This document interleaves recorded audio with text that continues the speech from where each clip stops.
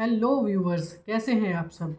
Welcome to my channel D lex legal. Myself Danish Siddiqui advocate.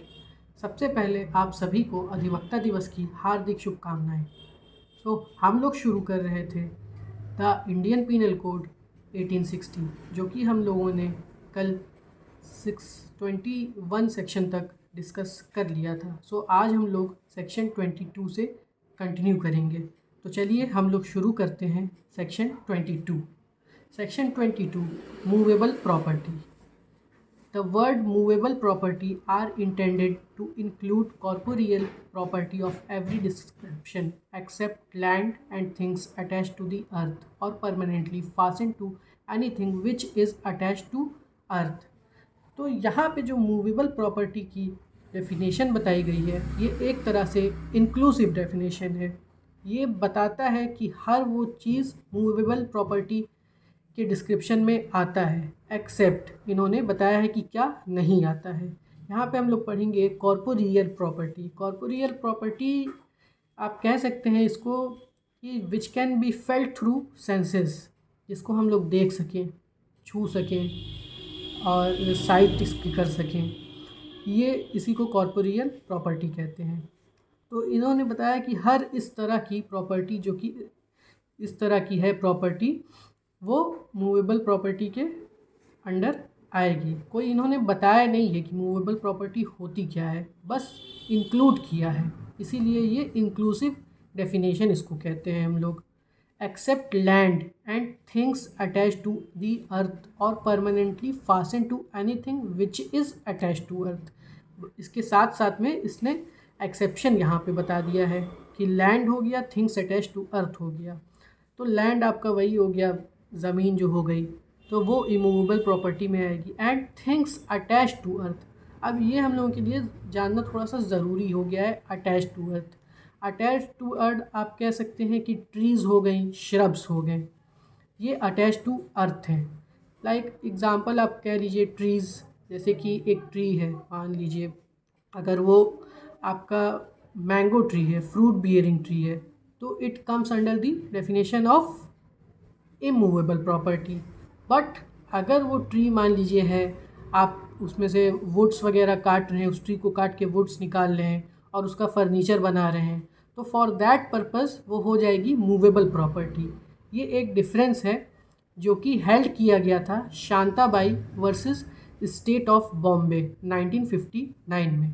तो यहाँ पर मतलब इंटेंशन देखा जाएगा कि उस ट्री को हम लोग किस इंटेंशन से यूज़ कर रहे हैं। अगर सिर्फ उसके फल लेने के लिए यूज़ कर रहे हैं, जैसे मैंगो बियरिंग ट्री है, उसके सिर्फ फल लेने के लिए उसको यूज़ कर रहे हैं, तो वो इमूवेबल प्रॉपर्टी के डिस्क्रिप्शन में आएगी। बट अगर उस ट्री से हम लोग वुड काट के निकाल रहे हैं for the purpose of making furniture, तो वो मूवेबल प्रॉपर्टी के अंदर आ जाएगी। तो ये थोड़ा सा हल्का समझना ज़रूरी हो गया था। ये आपको टीपीए में भी बहुत ही बेनिफिशियल रहेगा जब आप ये पढ़ेंगे।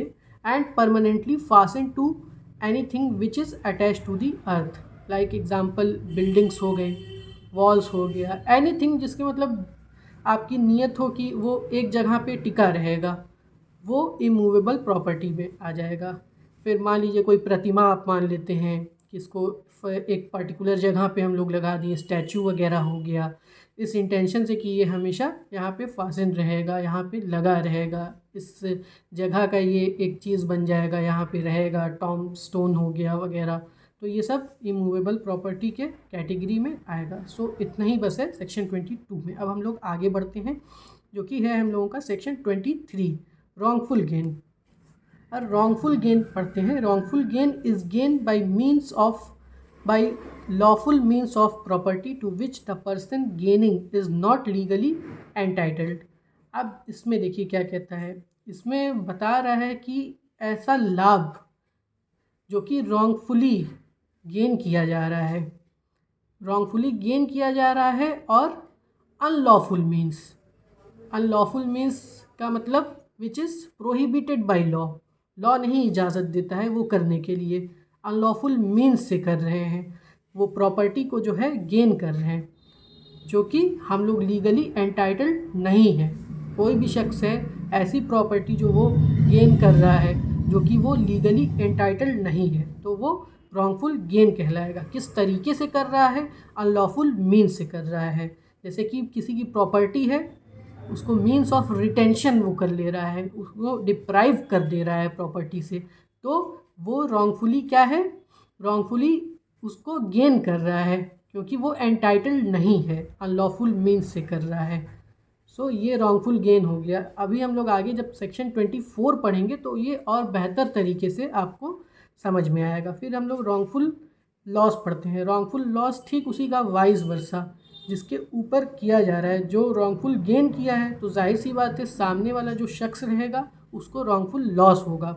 उसकी मान लीजिए प्रॉपर्टी है, एक शख्स ने रॉन्गफुली उसको गेन कर लिया तो सामने वाले को जाहिर सी बात है रॉन्गफुली लॉस होगा, उसको रॉन्गफुल लॉस होगा। और किस तरह से होगा? अनलॉफुल मीन्स होगा, by loss by unlawful means. जाहिर सी बात है वो अनलॉफुल मीन्स के थ्रू किया है। To property which the person losing, वो लूज़ कर रहा है, वो लीगली एंटाइटल्ड था। जैसे कि मान लीजिए keeping out of the property, वो रॉन्गफुल गेन कर लिया, रॉन्गफुली गेन कर लिया उसकी प्रॉपर्टी और उसको keeping out of his property, या फिर उसको डिप्राइव कर दिया अपनी प्रॉपर्टी से, तो यहाँ पे वो रॉन्गफुल लॉस की कैटेगरी में आ जाएगा। अब हम लोग आगे जब सेक्शन 24 पढ़ेंगे तो इसकी क्लियर इमेज एक बनेगी कि ये एक्चुअल में होता क्या है, रॉन्गफुल गेन और रॉन्गफुल लॉस। इसको हम लोग डिसऑनेस्टली के साथ ही पढ़ेंगे तो ज़्यादा अच्छे से बेटर अंडरस्टैंडिंग उसकी होगी और समझ में आएगा वो। अब आते हैं गेनिंग रॉन्गफुली, लूजिंग रॉन्गफुली। ये इसको और फर्दर एक्सटेंड कर रहा है, ऊपर जो हम लोग पढ़े हैं इसको भी पढ़ते हैं। A person is said to gain wrongfully when such person retains wrongfully. देखिए यहाँ पे इसको और फर्दर एक्सप्लेन किया है, as well as and such persons acquires wrongfully.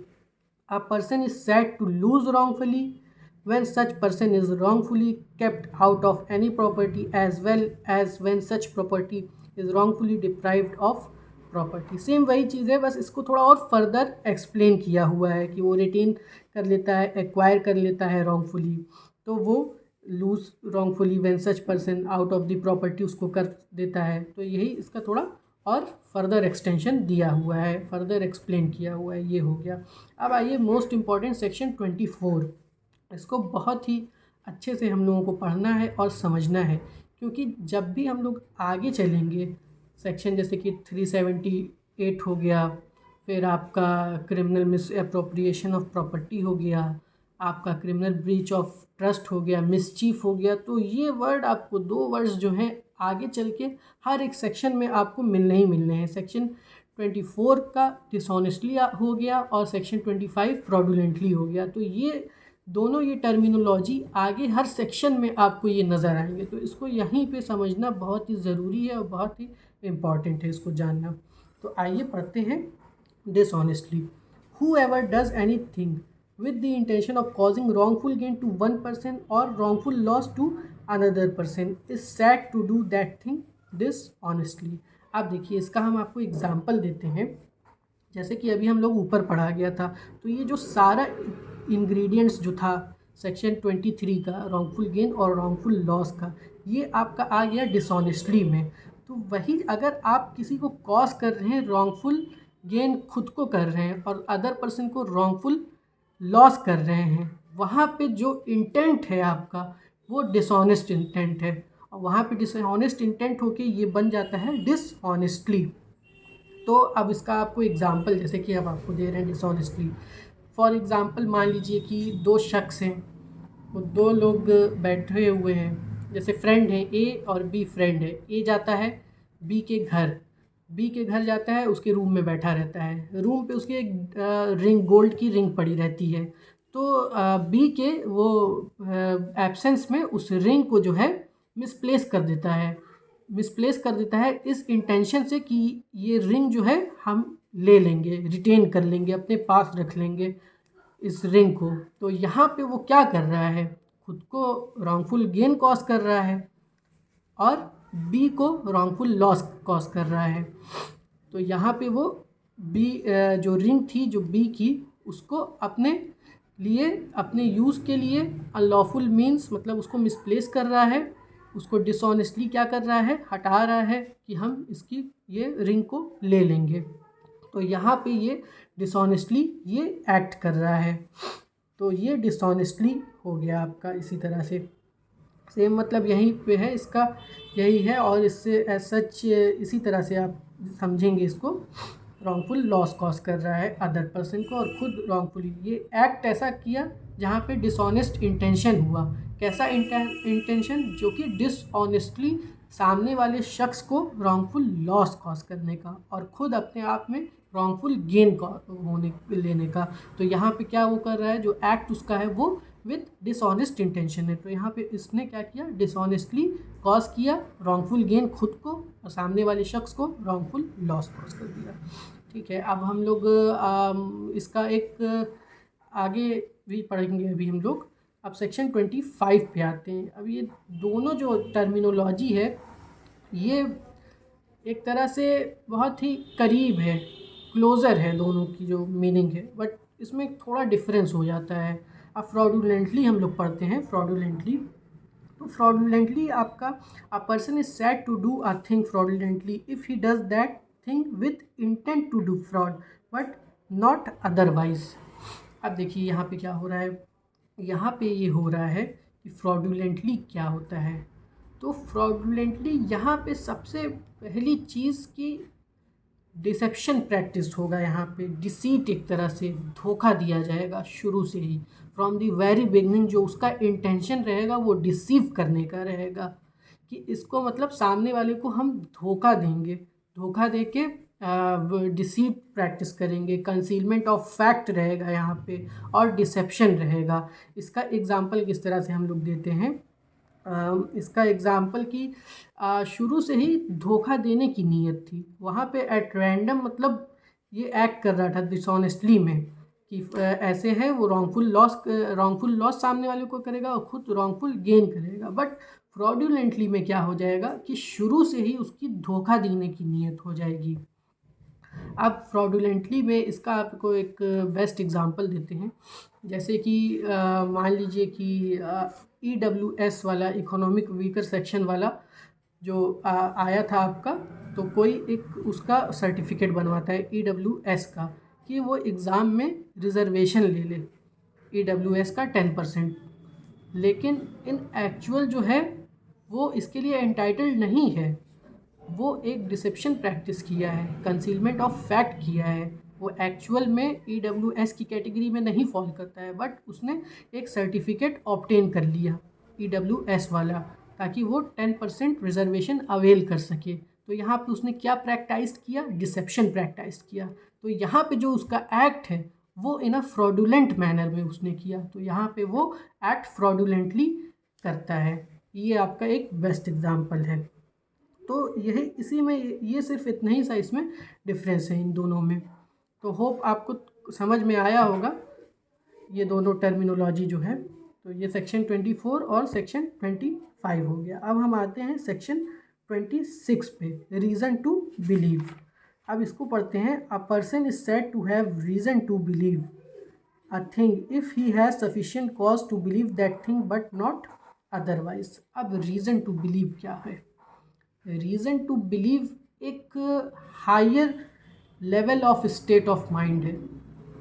इसमें जैसे कि क्या होता है कि कोई भी एक प्रूडेंट पर्सन जो है वो सामने वाले का जो वो एक्ट कर रहा है उससे वो समझ जाएगा, उसको मतलब एक यकीन आ जाएगा कि ये जो एक्ट कर रहा है, एक प्रूडेंट मैन वो समझ जाएगा कि इसके मतलब वजह क्या है, यकीन करने की वजह आ जाएगी उसके पास। जैसे कि फॉर एग्ज़ाम्पल मान लीजिए कि एक कोई शख्स जो है वो आईफ़ोन लेके आता है और सामने वाले शख्स को कहता है कि ये आईफ़ोन 13 है, लेटेस्ट वर्जन है, आईफ़ोन 15 मान लीजिए, और ये हम तुमको भाई दे रहे हैं 20,000 रुपये का। तो सामने वाले शख्स को एक रीज़न टू बिलीव, यकीन करने की वजह मिल जाएगी कि ये 1.5 लाख का फ़ोन जो है ये हमको दे रहा है 20,000 रुपये में, तो ये ज़रूर चोरी का होगा। तो ये रीज़न टू बिलीव हो जाएगा। सफिशिएंट कॉज उसके पास रहेगा। कॉज क्या वो हो गया कि वो इतना सस्ता क्यों बेच रहा है 1.5 लाख रुपये का फ़ोन। तो यहाँ पे रीज़न टू बिलीव हो जाएगा। सो इसी को मतलब हम लोग कहते हैं एक higher level of state of mind, एकदम मतलब नियर बाय, एकदम वजह रहेगी उसके पास कि यकीन करेगा, एक सफिशिएंट कॉज रहेगा। तो ये रीज़न टू बिलीव है। ये भी आपको बहुत जगह जब क्रिमिनल प्रोसीजर कोड आप पढ़ेंगे तो उसमें भी ये सेक्शन 26 आपको पढ़ने को मिलेगा। फिर आते हैं section 27, property in possession of wife, clerk or servant. इसमें देखिए क्या बताया है कि when the property is in the position of a person's wife, clerk or servant on account of that person, it is in that person's position within the meaning of this code. और यहाँ पे देखिए क्या कह रहा है, यहाँ पे दो टर्मिनोलॉजी हम लोग यूज़ करेंगे। यहाँ पे डी फैक्टो पोजीशन एक होता है, एक डी ज्यूर पोजीशन होता है। तो डी फैक्टो जैसे कि मास्टर एंड सर्वेंट का रिलेशन हो गया, हस्बैंड एंड वाइफ का रिलेशन हो गया।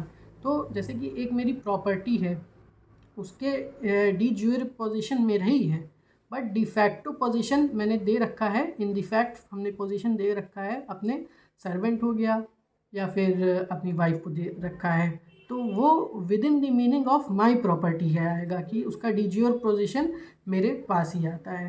तो ये सेक्शन 27 है, इसको हेडिंग पढ़ लेना है, ये भी इम्पॉर्टेंट है, यहाँ से क्वेश्चन प्रीलिम्स में आता है। फिर सेक्शन 28 आपको आता है, काउंटरफीट। ये भी बहुत इंपॉर्टेंट हम लोगों के लिए हो जाता है।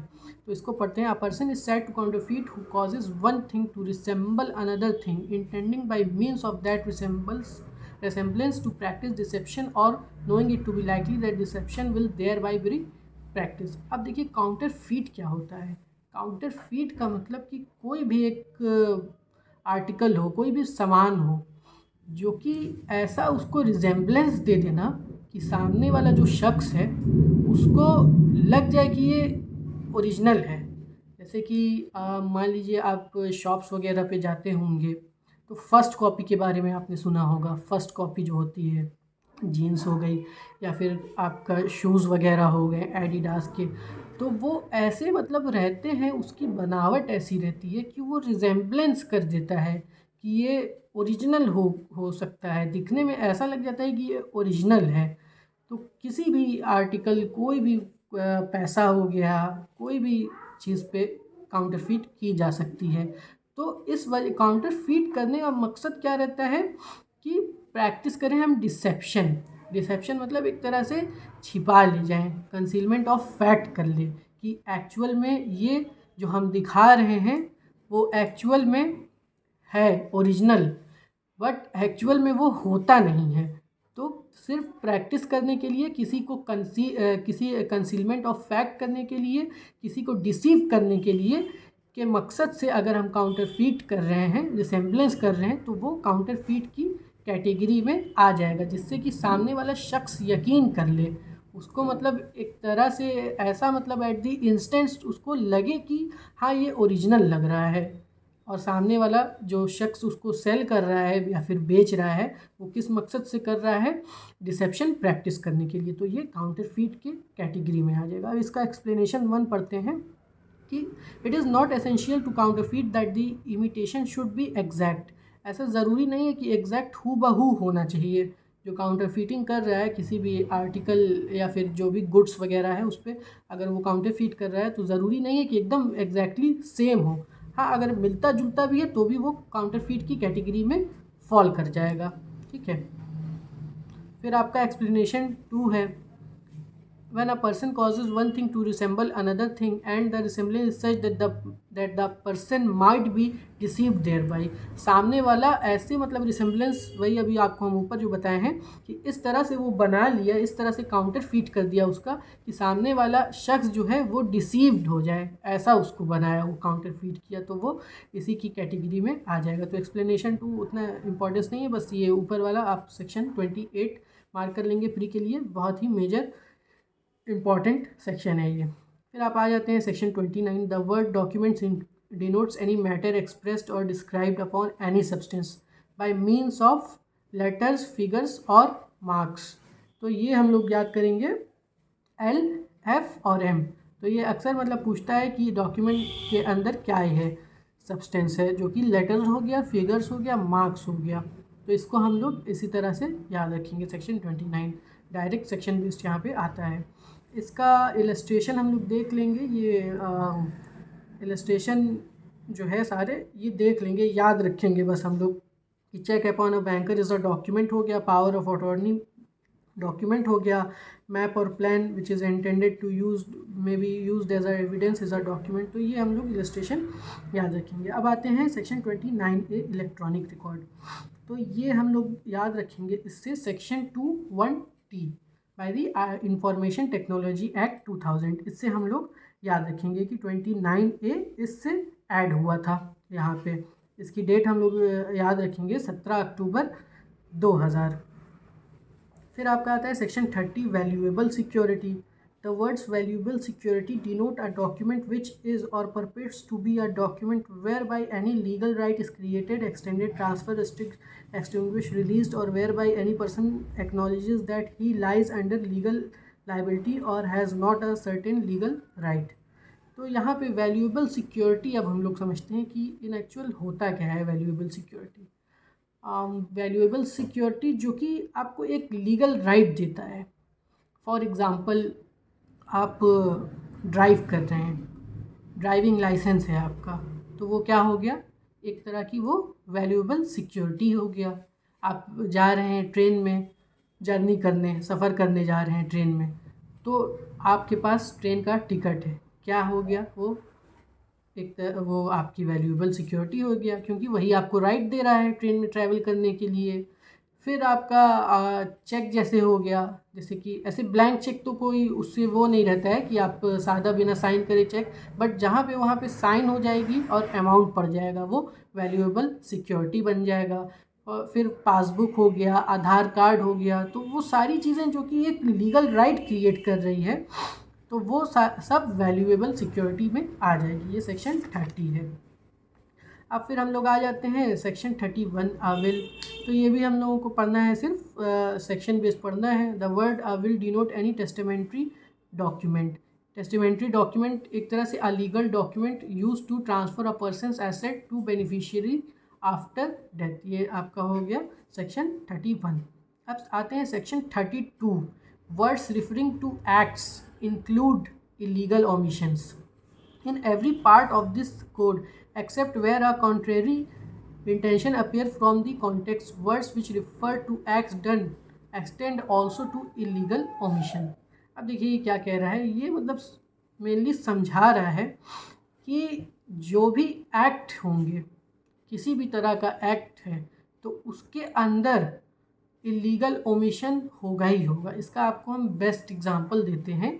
फॉर एग्जांपल समंदर में मान लीजिए एक बच्चा डूब रहा है, वहाँ पर सिक्योरिटी गार्ड की ड्यूटी लगी है उसको बचाने की, तो वहाँ पे उस सिक्योरिटी गार्ड ने, जो कि बाउंड बाय लॉ है, लॉ ने उसको ड्यूटी दिया है, वहाँ पे ऑथराइज़ किया है कि यहाँ पे कोई अगर डूबता हुआ आपको मिलेगा तो आपकी ये लाइबिलिटी है कि आप उसको बचाएंगे, इस तरह का आप एक्ट करेंगे। तो वहाँ पे अगर वो उस बच्चे को नहीं बचाता है तो वो क्या कर रहा है, इलीगली ऑमिट कर रहा है अपनी ड्यूटी को, इलीगल ऑमिशन वहाँ पे हो रहा है। तो ये जो एक्ट कर रहा है उसके अंदर क्या आ जा रहा है, इलीगल ओमिशन आ जा रहा है। तो ये आपका सेक्शन 32 हो गया। अब आते हैं सेक्शन 33 एक्ट ओमिशन। ये आता है the word act denotes as well as a series of acts as a single act. The word omission denotes as well as a series of omission as a single omission. Act मान लीजिए कोई भी example मान लीजिए कि कोई आपको किसी को कोई थप्पड़ मार रहा है, तो वो एक एक्ट मान लीजिए कर रहा है, तो आप उसको चाहे एक थप्पड़ मारे या फिर 20 थप्पड़ मारे, तो वो एक सिंगल एक्ट के रूप में आ जाएगा। और इसी तरह से ऑमिशन भी हो जाएगा कि कोई ऑमिट कर रहा है तो सीरीज़ ऑफ कनेक्टेड मान लीजिए वो रहेगा, तो वो एक ऑमिशन जो रहेगा उसकी एक सीरीज़ बनेगी, तो उसको सिंगल ऑमिशन हम लोग मानेंगे। ठीक है, तो यहाँ पर सेक्शन 33 तक हो गया है और कल हम लोग कंटिन्यू करेंगे इसको सेक्शन 34 से। तो वीडियो थोड़ा ज़्यादा लंबी हो गई है, 24 मिनट्स की चली गई है। सो कोशिश करेंगे कि हम लोग इसी तरह से कॉन्सेप्ट समझते रहेंगे और आगे चल के पूरी आईपीसी इसी तरह से for the purpose of prelims exam हम लोग इसको ख़त्म कर देंगे। सो टिल देन आप लोगों से फिर से मुलाकात होती है इन दी अपकमिंग सेशन। और अगर ज़रा भी आपको ये वीडियो इन्फॉर्मेटिव लगी हो, मेरा पढ़ाने का तरीका समझ में आया हो, आपको अच्छा लगा हो, तो प्लीज़ इसको लाइक, शेयर और सब्सक्राइब करिएगा। टिल देन आप सबसे नेक्स्ट वीडियो में मिलते हैं। Thank you very much. शुक्रिया to all of you. Meet you in the next session.